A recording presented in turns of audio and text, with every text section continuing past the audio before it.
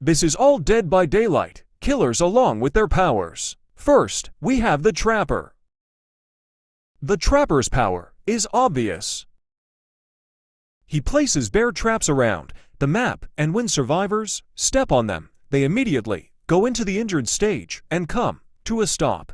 This alerts the killer and lets them know that a survivor is trapped. When the killer comes to the trapped survivor, they can pick them up from the trap and bring them to a hook. The next killer is the Wraith.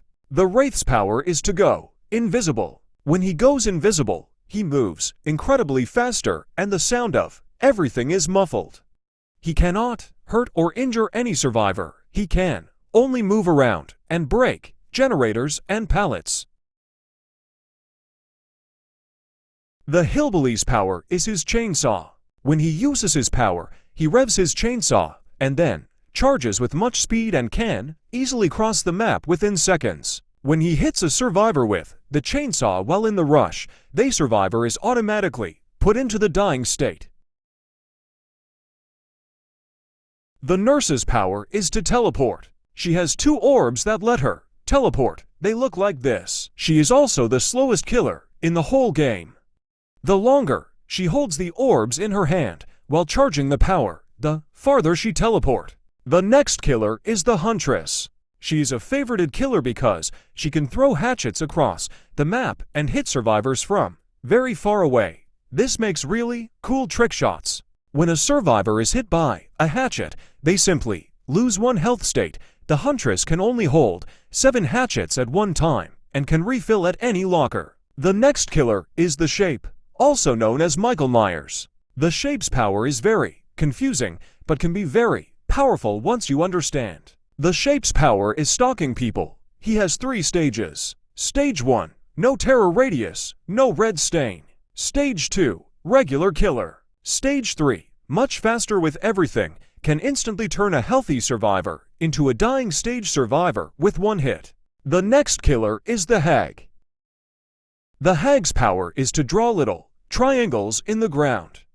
These triangles spawn a clone of the Hag that scare the survivor when they pass by. The clone won't do anything besides have a red stain and a terror radius, unless the actually killer spawns and takes over the clone. Then they become the clone and start playing in the clone's body. The Doctor can shock the survivors and eventually make them go mentally insane.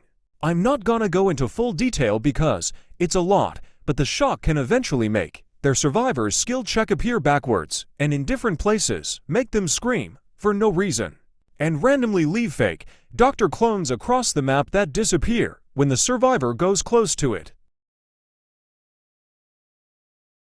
Ghostface is very similar to Michael Myers, but still is unique. Ghostface stalks the survivors, but when he stalks them for a period of time, the survivor becomes exposed for a brief amount of time.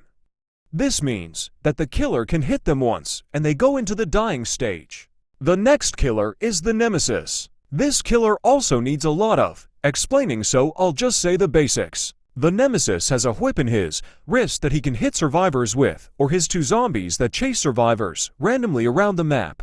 There are 3 stages of his whip. Stage 1, it's very short, and he can only hit zombies and survivors. Stage 2, he can break anything breakable, and the whip is a little longer. Stage 3, it whips faster, retracts faster, and is longer. Let me know if you absolutely do not care about this, or if I should make a part 2.